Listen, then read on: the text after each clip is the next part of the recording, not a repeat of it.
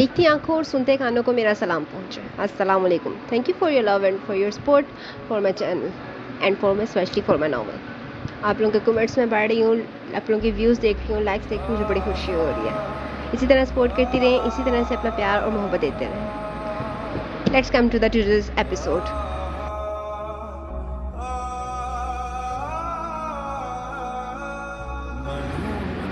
ये मंजर है एक आम से मोहल्ले के सादे से घर का, जहाँ इस वक्त गोया जंग छिड़ी हुई थी। फर्नीचर बिखरा पड़ा था, बर्तन टूटकर जगह जगह फर्श पर बिखरे हुए थे। एक लड़की जिसका हुलिया बिखरा हुआ था और चेहरे पर नींद और खौफ की झलक थी, लब सख्ती से भैंचे एक आदमी को गुस्से में चीखते चलाते देख रही थी। मेरी जात को दाग करेगी, तेरी तो चमड़ी उधेड़ दूंगा। आदमी ने गुस्से में आकर लड़की को बालों से पकड़ा और जोर से दीवार में दे मारा।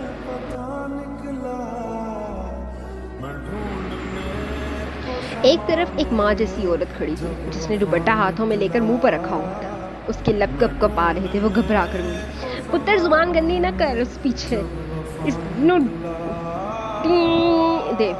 जख्मी लड़की जो जमीन पर गिर चुकी थी रोते हुए आदमी के कदमों में बैठ गई। पुत्र तो इसमें छड़ दे, तेरे लिए मैं सोनी और बाकिरदार लड़की को लाऊंगी। मेरे बाकिरदार पुत्र के लिए यही रह गई है। वो औरत आदमी के कंधे पर हाथ रखते बोली, सही कह रही है माँ, मैं आदमी ने कहते सातों आसमान उस साकत जख्मी लड़की के सर पर तोड़ दिए।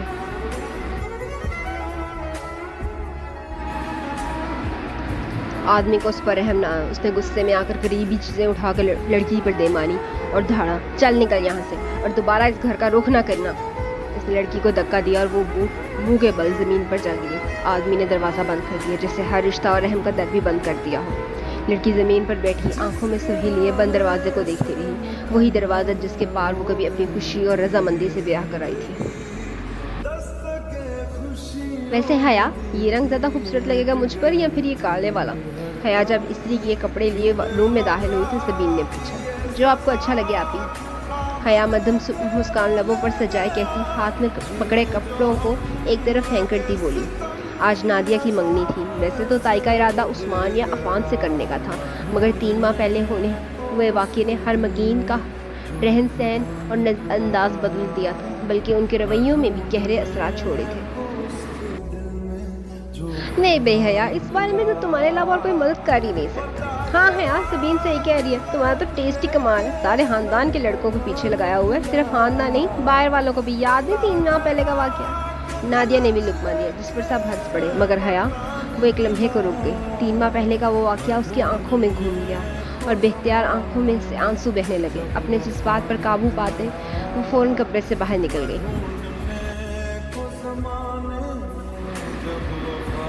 3 माह पहले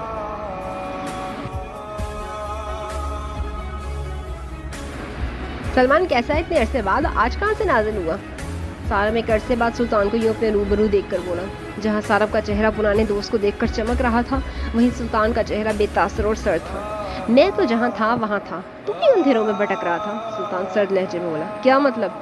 सारब का लहजा नासमझी का तासर दे रहा था। मतलब भी समझाऊंगा, पहले बता भाभी कहाँ है?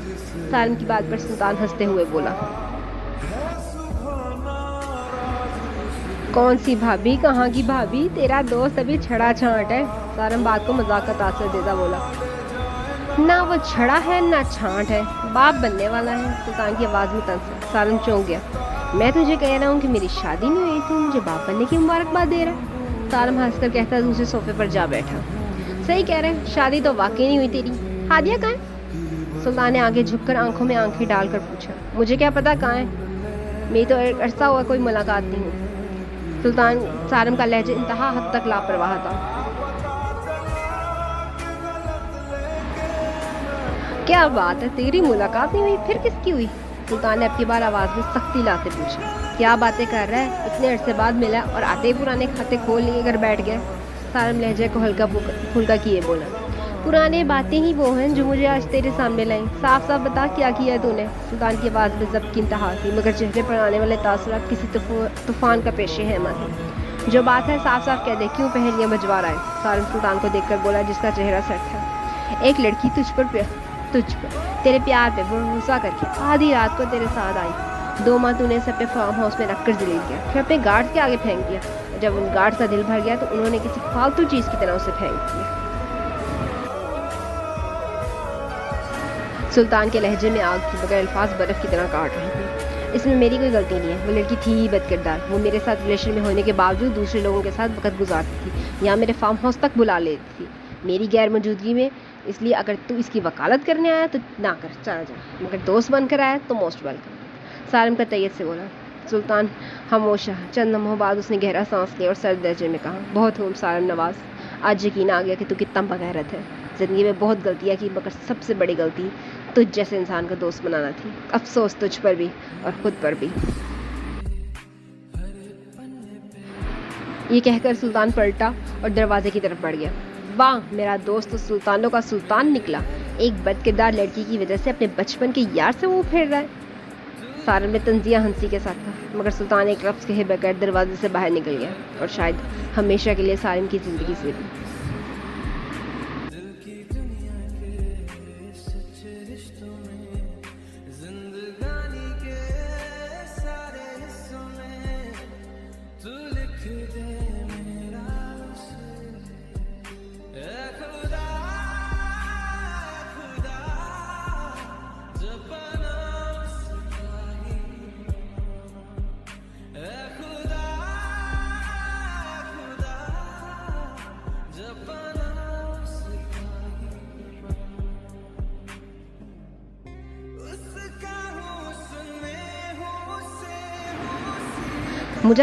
मुझे धोखा देकर और कहाँ जाना है? वैसे यह ख़ानदानी पेशा है अमीर लड़कों को मोहब्बत के जाल में फंसाकर लूटने का। सारन तंजिया मुस्कुराया। अरे लड़के, हद से ना बढ़ो, निकलो यहाँ से। इस बार नासिर बोला। वाह, यहाँ तो हर कोई इस बेहया के गुनगुना आ रहा है। वैसे क्या रिश्ता है तुम दोनों का? ये बेनाम रिश्ते में बंधे हो। सारम के मुंह से निकली गिलादत उस्मान और आफान के चेहरे को दागदार करके। बकवास बंद करो अपनी और निकलो यहाँ से, उस्मान गुस्से से चीखा।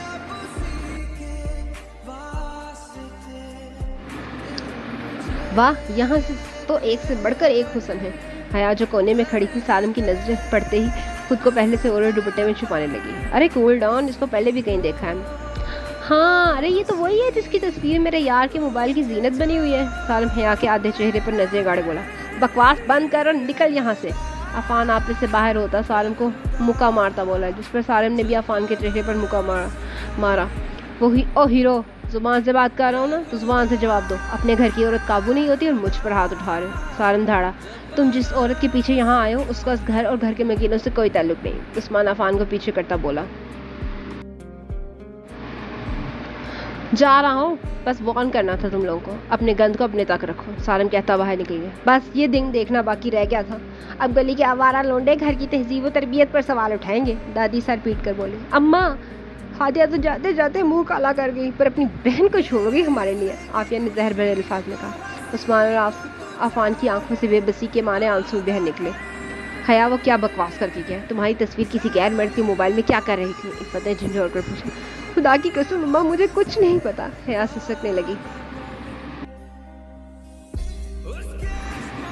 नहीं पता? वो तुम्हारे चेहरे की शबी पहचान गई और तुम्हें नहीं पता? इफ़्फ़त ने बाल खींच कर कहा। मैं सच कह रही हूँ अम्मा, मेरा कोई कसूर नहीं है। हया गड़गड़ा रही थी। कसूर तुम्हारा नहीं मेरा है। तुम्हें पैदा होते ही मार देती तो आज एक दिन ना देखना पड़ता।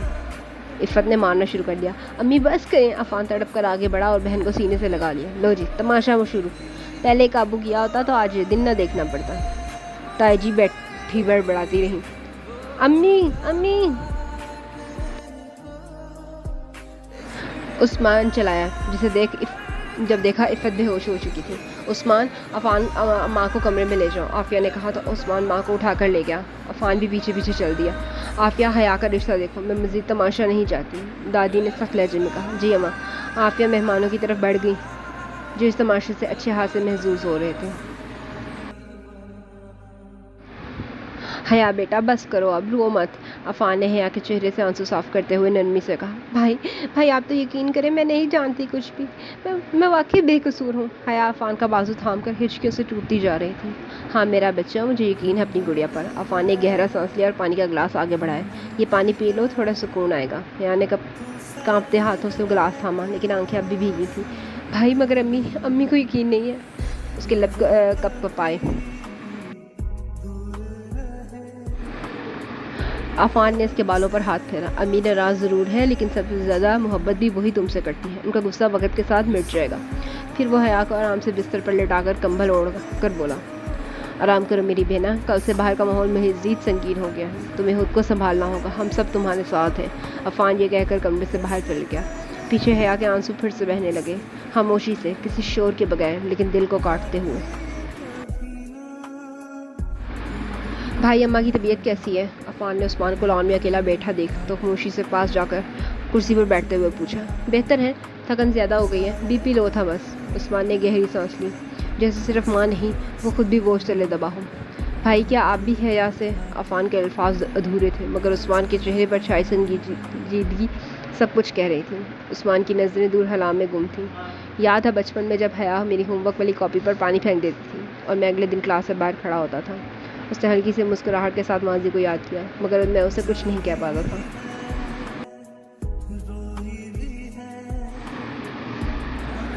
तो फिर भाई आपने उस इंसान का मुंह क्यों नहीं तोड़ा? उस टी का, अफान ने गुस्से से कहा। उस्मान ने निगाह नीची करते हुए कहा, मैंने पहले भी कहा था हया को बहुत कुछ बर्दाश्त करना पड़ेगा, और हमें भी। बाद हताओं की सज़ाएं पूरा ख़ानदान भुगतता है, चाहे हम चाहें या ना चाहें। हादिया की हताएं हमारे हाथ पैर बांध चुकी हैं, लेकिन भाई हादी की गलती की सज़ा हया को क्यों? वो तो मासूम है ना, वो ये सब डिज़र्व करती है ना, सह पा रही है। अफान की आवाज़ में तड़प थी, जज्बा था। उस्मान ने सांस भरी। औरत के कदमों की सज़ाएं हमेशा उसके जुड़े मर्दों और नस्लों को मिलती हैं, ये तल हकीकत है, हम चाहें भी तो बदल नहीं सकते। तो फिर मैं बदलूंगा ये हकीकत। अफान का लहजा बुलंद हो गया, मैं अपनी बहन को यूँ ठोकरें खाने नहीं दूंगा। उस्मान ने उसकी तरफ देखा, उसके चेहरे पर उदास मगर फखर बड़ी मुस्कुराहट थी। माशरा औरत की गलती माफ़ नहीं करता और इसे जुड़े मर्द को तो जिंदा दफन कर देता है। तुम्हारी ये जज्बातियत हया को कमज़ोर कर देगी।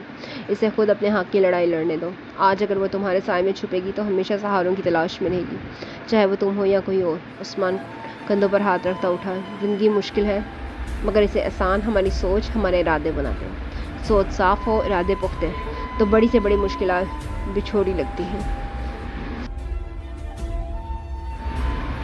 अफान के कदम जैसे खामोशी से आगे बढ़ रहे थे, मगर दिल में हलचल थी। उसी लम्हे उस्मान की आवाज़ तो उसे रोक दी। लफ्ज़ अच्छे हैं, किस किताब से लिए हैं? अफान ने मुड़कर देखा, ये लफ्ज़ ही होते हैं, दिल चीर भी देते हैं और दिल जीत भी लेते हैं, और मैं अपनी बहन को ये लफ्ज़ ज़रूर सिखाऊंगा। इस घड़ी में मैं उसके साथ हूँ, चाहे दुनिया कुछ भी कहे। उस्मान ने सर हिलाया। अगर कभी ज़रूरत हो तो ज़रूर बताना, ये कहकर अंदर की तरफ चल दिया।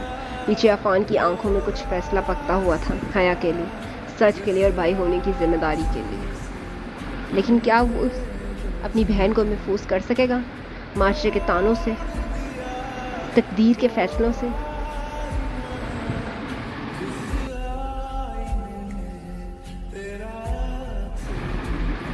भाभी जी, अगर गलती से हया से कुछ गिर गया था तो ऐसे भी क्या बात होगी कि बिस्मा और नादिया से भी तो इतनी दफ़ा गिरती हैं चीज़ें। इफ़ा साहिबा दुख से बोली, ओ बीबी, मेरी नादिया और बिस्मा को ना घसीटो, घरदारी में ताक रखती है, तुम्हारी हया की तरह नहीं है जिसमें ना सलीका है, ना तरीका, ना किरदार। बद किरदार लड़की की बद किरदार बहन।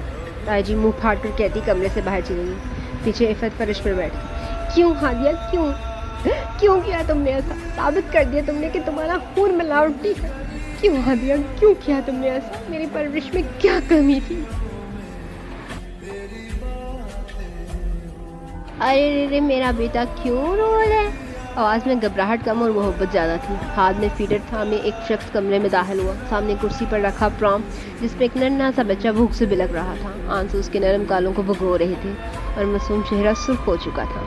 वो बड़ी तेज़ी से बच्चे के करीब आया, फीडर को हथेली पर टपकाया और दर्जा हरारत चेक किया, फिर नरमी से बच्चे के मुंह में फीडर रखा। जैसे ही गर्म दूध ने बच्चे की भूख मिटाना शुरू की, उसकी सिसकियाँ थम गई। छोटे छोटे हाथ अब बात की उंगलियां थामने लगे और आंखें नींद से झुकने लगी। बाप ने सुकून का सांस लिया, बच्चे को गोद में भरकर बेड की पुश्त से टेक लगा ली और दूसरे हाथ से मोबाइल खोलकर ईमेल्स देखने लगा। कमरे में खामोशी, नींद और मोहब्बत फैल गई थी। एक बाप और बेटे के बीच का रिश्ता जो लफ्ज़ों से नहीं, एहसास से बोला जा रहा था। अम्मा क्या हुआ, क्यों रो रही हैं? उस्मान माँ को यूं बेहाल फर्श पर बैठा देख तड़प उठा। फ़ौरन उनके कदमों में बैठ गया। चेहरे पर बेचैनी और आंखों में तशवीश थी।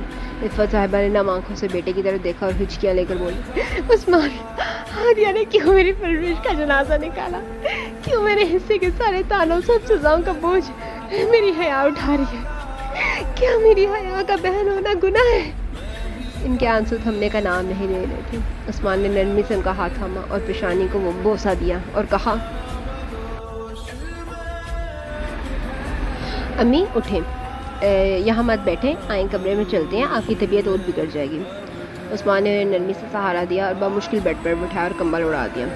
अम्मी, आपकी हया ठीक है, फिक्र ना करें, भी दवा लीजिए, मैं हूँ ना, सब संभाल लूँगा। इफ़त साहिबा ने दवा लेने से पहले फिर बेटे को देखकर कामती आवाज़ में कहा, उस्मान मुझे हया को देखते हैं, वो बहुत नाजुक दिल की है, इसे जब भी बुखार होता है तो ज़िद्दी हो जाती है, चिड़चिड़ी सी। मुझे उसकी पेशानी पे हाथ रखने देखना है वो ठीक है या नहीं। उस्मान ने माँ के आंसू साफ किए, पानी का गिलास थमाया और दिल में दुआ की कि रब अब इन सब दुखों का कोई मुदावा करे, क्योंकि अब ये माँ मज़ीद टूटने के काबिल नहीं रही। लेकिन क्या रब वाकई इनके दुखों का मुदावा करेगा, या अभी ये आजमाइश की शुरुआत है? तकदीर के क्या फ़ैसले होंगे? क्या हया को सज़ा काटनी पड़ेगी, या इस बार कोई मौजज़ा होगा? क्या मौजज़े आज भी एग्जिस्ट करते हैं, या ज़िंदगी ऐसे ही गुजरेगी? किसी की सज़ा, गुनाहों की सज़ा किसी और को मिलते देखना, क्या ये एक माँ कबूल कर सकेगी? ये माँ आखिर कब तक ज़ब्त करेगी और कहाँ तक बेटी के साथ खड़ी होगी? क्या माँ एक बाप का रोल अदा कर पाएगी? देखते हैं आगे क्या होता है।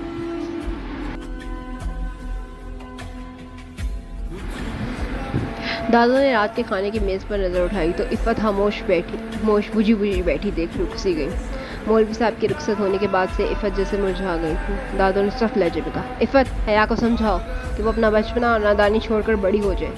अफान ने दादी की बात सुनी तो फ़ौरन बोल पड़ा, दादो, वो भी छोटी है, उसे वक़्त दे, आप जानती हैं ना कि अब्बा ने उस पर कभी सख्ती नहीं की। दादू ने गुस्से से अफान को घूरा। मैं इफ़त से बात कर रही हूँ, तुमसे नहीं। और सुनो, तुम्हारी एक बहन पहले ही मेरे बेटे को खा गई, अब तुम सब मज़ीद नुकसान चाहते हो? उनके अल्फाज जहर में मुझे तीर बनकर माहौल को चीर गए। माँ और बेटे का दिल जैसे पल भर में टुकड़े टुकड़े हो गया। इफ़त ने नज़रें झुकाकर बामुश्किल खुद को संभाला, फिर धीमी आवाज़ में बोली, अम्मी, मैं समझ गई हूँ, मैं खुद बात करूँगी हया से। दादू ने एक तंजिया की आवाज़ निकाली, जैसे मामला उनकी मर्जी से तय हो गया। जबकि उस्मान और अफान खामोशी से अपने नवाले गिन गिन कर चबाने लगे, गोया हर नवाला जहन था, हर खामोशी एक इख्तिजाज थी।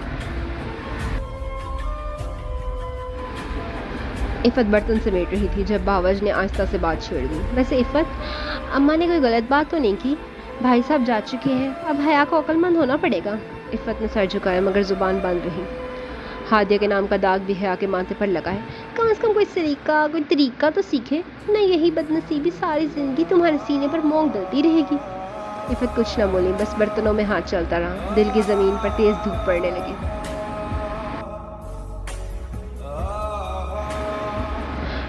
इफ़त बर्तन एक तरफ रखकर ठहरी, फिर नरमी से बोली, मगर हया, मेरी हया ऐसी नहीं है, वो मासूम है। यही बात तो भाई साहब ही हादिया के बारे में कहते थे ना, फिर क्या हुआ? भावज के अल्फाज गोया ज़हम पर नमक थे। मेरी मानो, अभी से थोड़ी सख्ती करो, इससे पहले कि ये भी हादिया वाले रंग दिखाने लगे।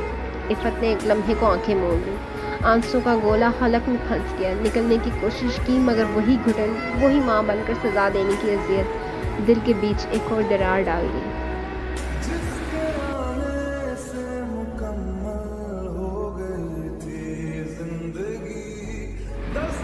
अरे रुको, कहाँ जा रही हो? कभी मुझे भी वक़्त दे दिया करो हसीना। जैद ने हया का हाथ थामा, आंखें में कुछ अलग ही रंग लिए। बोला। हया फ़ौरन पीछे हटी, नरमी मगर संजीदगी से बोली, जैद भाई, आपको कोई काम है? अपना हाथ छुड़ाते वो बेचैनी महसूस करे। जैद के चेहरे पर तल्ख मुस्कुराहट फैली। वाह, सारी दुनिया जानू मानू और घर का अपना लड़का बचपन का मंगेतर है। वो भाई, this is not fair darling. Zaid का तंज हया की आंखों में नमी तेज तैरने लगे।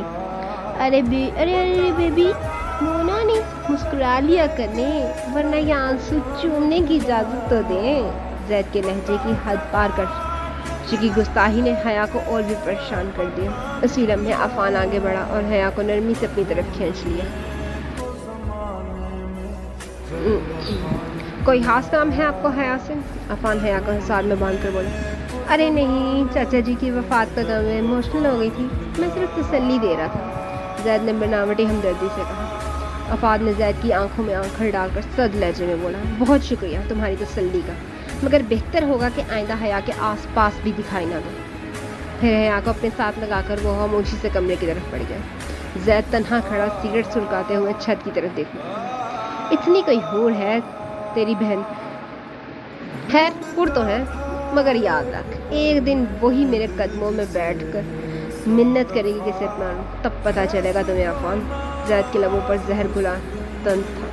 पीछे हिफ्फत जो कमरे की तरफ जा रही थी, जैद की बातें और रवैये इस बीमार और कमज़ोर माँ को मज़ीद कमज़ोर कर गए।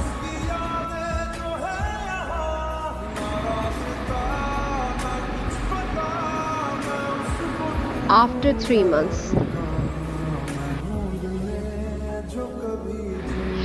नवीदा साहिबा इजाज़त दें मैं अपनी अमानत ले जाऊँ। खातून सामने बरजमान बुजुर्ग खातून से मुखातिब हूँ। आपकी अमानत है, जब चाहे ले जाएं। नवीदा साहिबा ने इत्मीनान से जवाब दिया। फिर इस जुम्मे को रख लें, मुबारक दे दें, निकाह के साथ ही रुखसती भी करवा लेंगे। बुजुर्ग खातून जोर से बोली। जैसे आपकी रज़ा। आफिया मुँह मीठा कराओ सबका, नवीदा साहिबा ने बेटी को कहा। ताईजी का दिल हया के मुकद्दर में लिखे हुए शहजादे को देखकर जल रहा था। सब ने मुस्कुराते नए बनने वाले जोड़े के हक में दुआएं की। क्या ये नया बनने वाला जोड़ा हया के हक में बेहतर होगा? क्या उसकी खुशियों की जमानत दे सकेगा, या हया की नसीब में अभी मजीद आजमाइशें और सजाएं लिखी?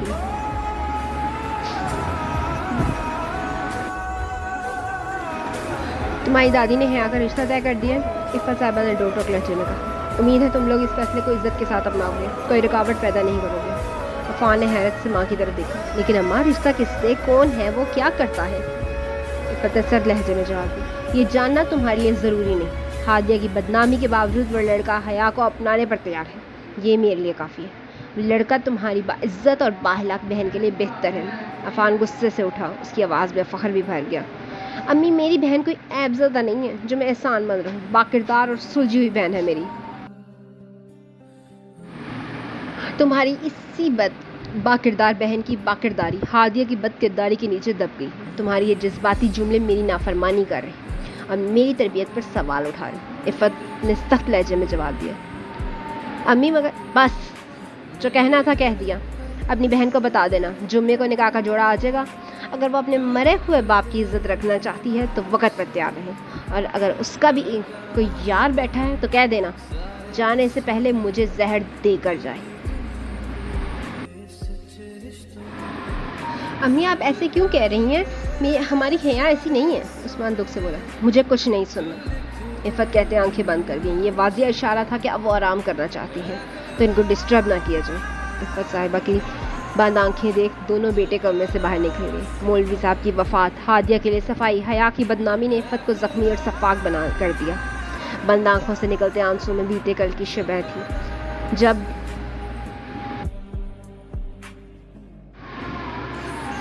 Before 3 months,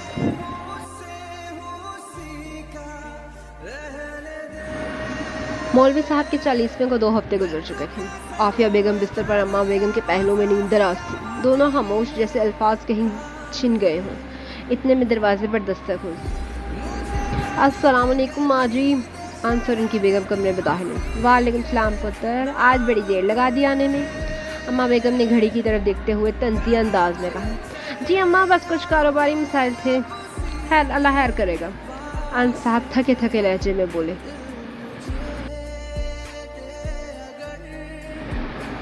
खैरियत तो है ना? अम्मा बेगम ने तशवीश से पूछी। जी जी सब खैरियत है। असल में छोटे की वफ़ात के बाद दुकान के काम में हाथ बिठाने वाला कोई नहीं है। मुलाजमों पर भी भरोसा नहीं किया जा सकता। पहले छोटा था, देख लेता था, मगर अब उन्होंने बात अधूरी छोड़ दी। तो पुत्र ज़ैद को कहो ना वो साथ हो ले। दादी ने अंस साहब की बेटे का जिक्र किया। बेचारा अंस यूनिवर्सिटी से आते ही कोचिंग चला जाता, फिर शाम को ऑनलाइन काम, एक पल को भी आराम नसीब नहीं है। अब ऐसे में मैं उसे दुकान पर भेज दूँ? उसका चेहरा देखो, कमज़ोर से चिपक गया। ताई जी फौरन बोली।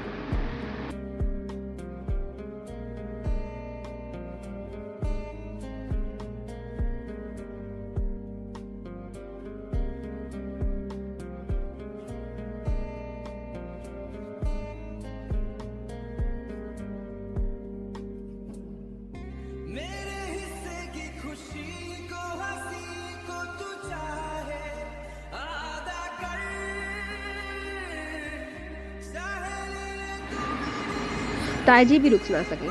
वैसे भी इतना खर्चा करने की क्या ज़रूरत है, जब अपना कारोबार है, कल को ये सब इन्हीं बच्चों ने संभालना है, तो आज से क्यों ना शुरू करें। ये सुनकर अम्मा बेगम और राफिया दोनों के चेहरे सख्त हो गए। भाई साहब की ख्वाहिश थी कि दोनों बेटे डॉक्टर बने। फारूक ने खुद ये ख्वाब बुना था। आफिया ने जब्त करते हुए कहा। आफिया, मैं बात तुमसे नहीं, माँ जी और भाभी से कर रहा हूँ। अंश गुस्से से बोला। जुबान को लगाम दो अंश, अभी मैं जिंदा हूँ। मेरे सामने कोई मेरी बेटी के बारे में यूं बदतमीजी से बात नहीं करेगा। अम्मा बेगम का लहजा लरजता मगर मजबूत था। और जहाँ तक बात अफान की है, फारूक जो फैसला कर चुका है वही कायम रहेगा।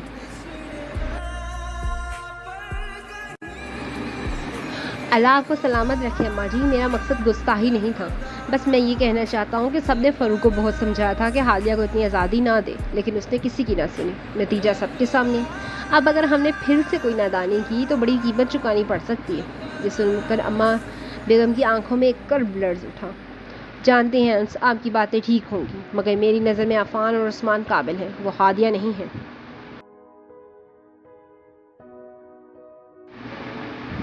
ताजी ये सुनकर होंठ बेंचते हुए उठ खड़ी हुई। माफ़ कीजिएगा अम्मा जी, लेकिन वो हादिया का भाई है।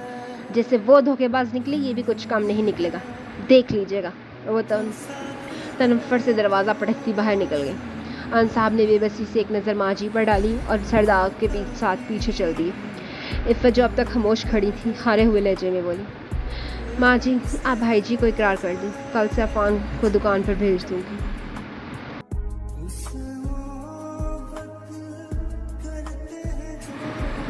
इफ़्फ़त कहती कमरे से चली गई। अम्मा जी ये अफान के साथ ज़्यादती है, आप जानती हैं कि वो कैसा बच्चा है।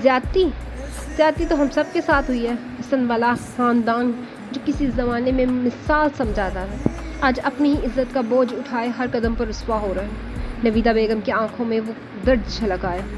ताई जी का आखिरी जुमला अम्मा बेगम के दिल पर गहरा वार कर गया था। जिस बेटे की शराफत के लोग गुन गाते थे, आज उनके उसी बेटे को उनके सामने गाली दे रहे थे और उसकी परवरिश पर कीचड़ उछाल रहे थे। अम्मा बेगम के ज़ख्मी दिल से बेसख्ता बद्दुआ निकली उस सफाक शहजादी के लिए, जिसके सफाक कदम ने हसन मिला के हर मकीन को गुनाहगार बना दिया था, जिसकी ना कोई माफ़ी थी ना कोई कफ़ारा, बस सज़ा थी जो मौलवी साहब का ख़ानदान झेल रहा था। अस्पताल के शोर में वो एक कोने में थी जहाँ रोशनी कुछ धीमी थी। हेलो, नर्स ने धीमी आवाज़ में कहा। आप नंबर 7 के पेशेंट के रिलेटिव हैं? नर्स फ़ोन कान से लगाए एक तरफ खड़ी थी। जी बोले, आप कौन? आदमी की आवाज़ में हैरानी घुली थी। ये छोड़े कि मैं कौन हूँ। अपनी मरीज़ा को फ़ौरन यहाँ से ले जाएं, वरना वो मर जाएगी। आपके पास वक्त कम है, अगर बचाना चाहते हैं तो बचा लें, वरना बहुत देर हो जाएगी। नर्स ने बगैर अगले की आवाज़ सुने फ़ोन बंद कर दिया और फ़ोन छुपाकर वाशरूम से निकल आई।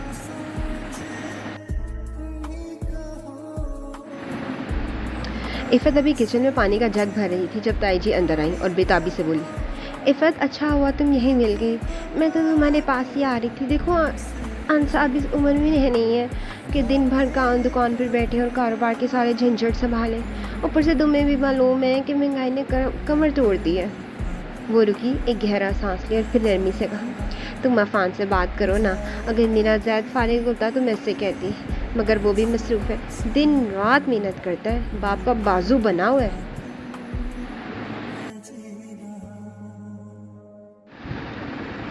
इफ़्फ़त ने नज़रें झुका ली, आवाज़ में दुख और बेबसी थी।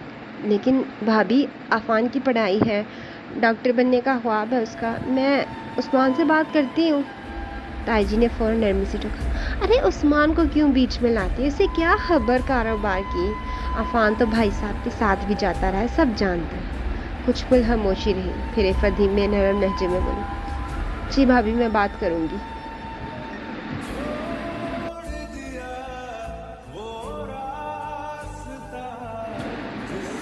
ताई जी ने इत्मीनान का सांस लिया और जाते जाते पीछे पलट कर कहा, हाँ ज़रूर बात करना, अब सारा घर सिर्फ अंश के कंधों पर तो नहीं चल सकता ना।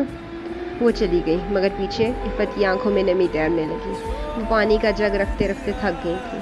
न सिर्फ हाथ बल्कि दिल भी टूटने के करीब था। दिल ही दिल में बस इतना कह सकी, अब बेटे के शौक का भी जनाजा उठाऊंगी। हादिया, तुम्हारे गुनाह की सज़ा कौन कौन और कैसे कैसे भुगतेगा।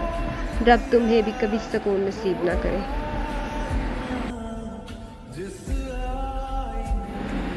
जी अम्मी, आपने बुलाया? आफान कमरे में दाखिल होता बोला, जहाँ पहले से ही उस्मान सरफ शहरे के साथ मौजूद था। हाँ आओ बैठो। आफिया ने आंसू साफ कर के देखा। आफान, तुम्हारे लिए मैं कितनी अहमियत की हामिल हूँ। आफिया ने जुबान ज़रा लहजे में बोली। अम्मी, आप मेरी वालदा, मेरी जन्नत की अमीन हैं, क्यों अहमियत पूछ कर गुनाहगार तो ना करें। आफान तड़प कर माँ के हाथ थाम कर बोला, फिर मेरी एक गुजारिश मानोगे? आफिया आफान का चेहरा देखकर बोली, जहाँ माँ की मोहब्बत तड़प वाज़िया मौजूद थी। अम्मी, आप गुजारिश नहीं, हुक्म करें। आप हुक्म देते अच्छी लगती हैं। आफान माँ का हाथ चूम कर बोला, अंदाज छेड़ने वाला था। कभी मौलवी साहब मूड में होते तो बोलते। आफान का जुमला चंद लम्हे के लिए कमरे में सन्नाटा बखेर गया। अम्मा कुछ कह रही थी आप? आफान माँ को फिर गमज़दा देख कर बोला।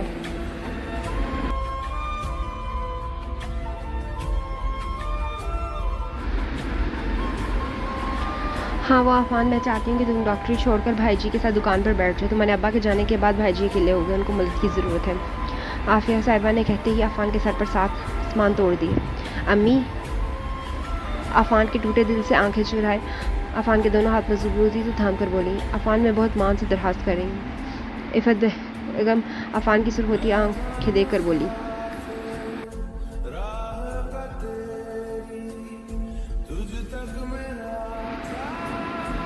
अम्मी आपका मान अजीज़ है। डॉक्टर तो क्या, दुनिया छोड़ देने की बात होती तो मैं उफ तक न करता। मगर आफान बात अधूरी छोड़कर सर झुका गया। मगर आपके साहिबा तड़प कर बोली, मगर मरहूम वालिद से किया वादा कैसे तोड़ दूँ, जो जाने से एक रात पहले मुझसे लेकर गए हैं।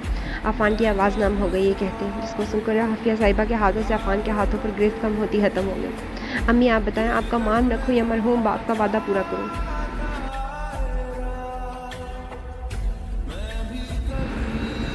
आफान की आंखों से आंसू निकल आए। अपने बाप के साथ मरहूम का लफ्ज़ इस्तेमाल करते हैं।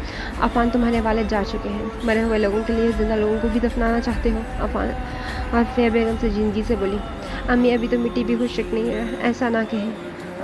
आफान तड़प कर बोला, फिर कैसे कहूँ? तुम्हारे वालिद चले गए, मुझे लोगों की बातें बर्दाश्त करनी पड़ रही हैं।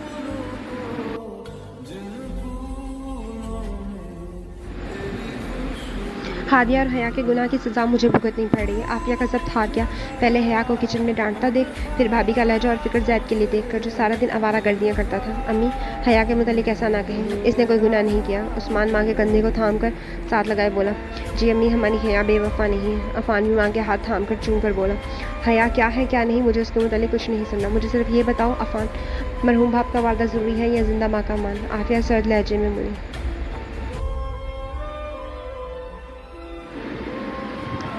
मुझे दोनों जान से अजीज़ है, माँ भी और मरहूम बाप भी।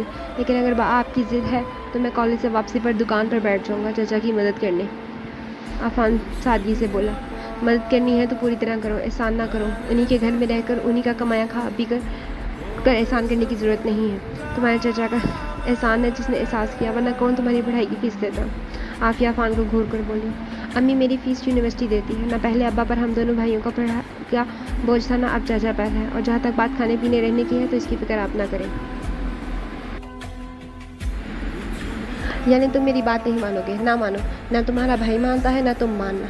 औलाद बड़ी हो जाए तो खुद सर हो जाती है। सही कहा तुम्हारी ताई ने, बाप चला गया तुम लोग तो खुद सर हो गए। आफिया साहिबा के हाथ छुड़ाए कंधे झड़क कर उठ गई। अम्मी मेरी बात। उस्मान इससे पहले कि कुछ कहता, आफिया साहिबा ने हाथ उठाकर रोक दिया। तुम लोग जा सकते हो, मुझे आराम करना है। कहते ही ड्रेसिंग रूम में बंद हो गई। पीछे दोनों एक दूसरे का देखते गहरी सांस भरे कमरे से निकल गए।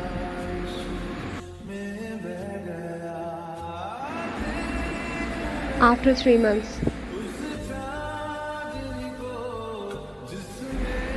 आफान की आवाज़ बुलंद हो चुकी थी, चेहरा गुस्से से लाल, हाथ मुठ्ठियाँ बनाए।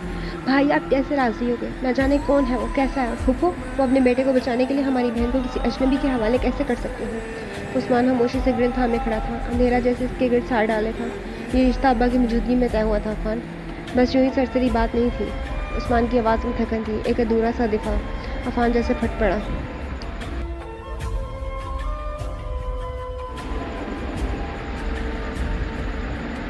और वो क्या मोहनजोदड़ो से कंधा हुआ फरमान था कि अब्बा की मौजूदगी में हर बात को पत्थर पर लकीर बना देती है। क्या मेरी बहन कोई लावारिस है? मैं जिंदा हूँ, मैं इसका भाई हूँ। उस्मान ने तल्ही से रुख मोड़ा।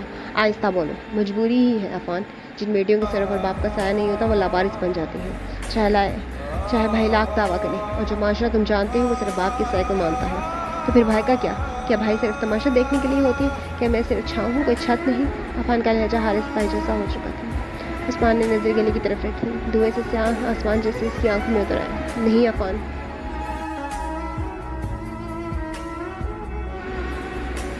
मगर बद किरदार बहनों की भाइयों का हक नहीं बचता, ना फैसले पर ना सफाई पर। ये जुमला बिजली बनकर अफान पर मिला। मेरी बहन बद किरदार नहीं है। अफान जी हाँ, तो किस किस को बताओगे? क्या हर दरवाजे पर जाकर चीखोगे? क्या इस माशरे के हर कान में सरगोशी करोगे कि मेरी बहन बेगुनाह है? अफान उस्मान का चेहरा जख्मों से लाल था, मगर लफ्ज़ों से नहीं, दुनिया के तानों से।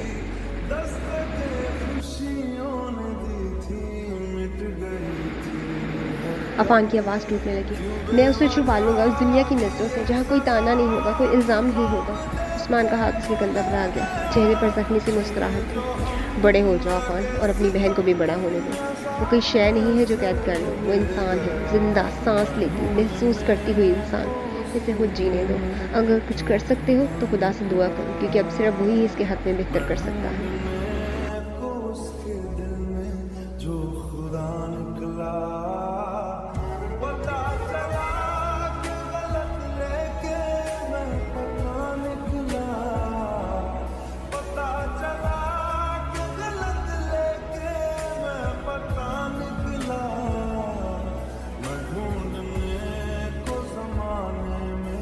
जब वफा निकला, मैं ढूंढने को ज़माने में, जब वफा निकला। उसके गरम नरम वजूद को सीने से लगा लिया और आहिस्ता कदमों से बाहर निकल आया। हॉल में खामोश दीवारों के दरमियान बच्चे के रोने की गूंज किसी आँख की माने गुजर रही थी। ये आवाज़ इस बिजनेस टाइकून के असाब पर हथौड़े की तरह बरस रही थी, जो दिन की तेजियों और रात की तन्हाइयों में अकेलेपन का आदी हो चुका था। मगर आज ये नन्हा वजूद इसकी रगों में नई जिंदगी घोल रहा था। पूरी रात वो घर के एक कोने से दूसरे कोने तक चक्कर काटता रहा। कभी इसे झूलता, कभी सीने से लगाता, कभी आहिस्ता से उसके सर पर हाथ फेरता, और फिर दूर कहीं से फजर की आवाज़ उठती, नरम, मेहरबान और रोशनी की नमीज लिए हुए। आसान की आवाज़ सुनते ही बच्चा जैसे यकदम खामोश हो गया। उसकी शहद सी आंखें इस आदमी के चेहरे पर जा टिकी, और वह जैसे पल भर के लिए वक्त रुक गया हो। एक थकी हुई मगर इत्मीनान भरी सांस लेकर आदमी ने उसे और करीब किया और खामोश कदमों से वापस कमरे की तरफ बढ़ गया, जहाँ रात अब खत्म हो चुकी थी और एक नई सुबह, एक नई जिंदगी की दस्तक दे रही थी।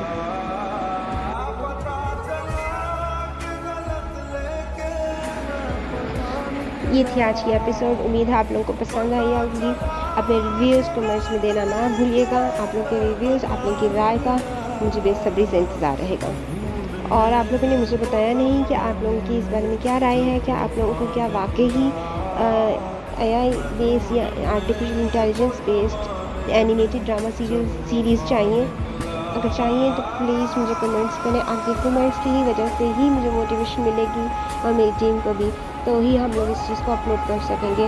वरना फिर बहुत मुश्किल हो जाएगा कि जब हम लोग इतनी मेहनत भी करें और आप लोग इसको चेक ना करें।